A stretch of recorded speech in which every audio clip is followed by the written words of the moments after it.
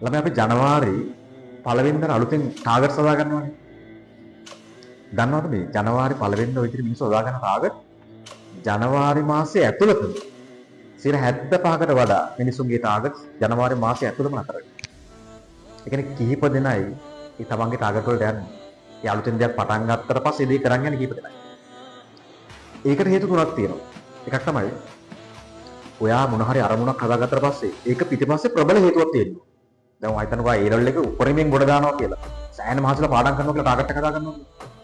හරිද? එතකොට ඔයා මේ ටාගට් එකට යන්නේ ඇයි කියන එක ගැන ප්‍රබල හේතුවක් තියෙනවා. මම තමන් අපේ දෙමව්පියන්ට බලන එක වෙන්න පුළුවන්. සම්පූර්ණ පරම්පරාවම ගොඩ ගන්නවා වෙන්න පුළුවන්. right ප්‍රබල හේතුවක් ඊට පස්සේ තියෙනවා.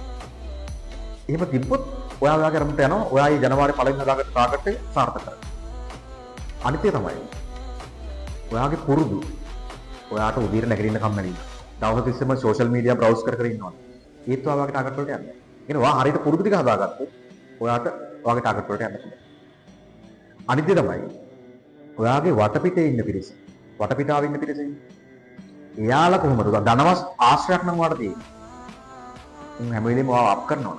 අන්න ඒත් ඔයාගේ අරමුණු වලට යනවා. එහෙම නැත්නම් නිකන් බාල ආශ්‍රයක් නම් තියෙන්නේ. ඒත් ඔයා කල වෙනවා. නිසා ඔයා වටේ ඉන්න පිරිසත් අදගන්න.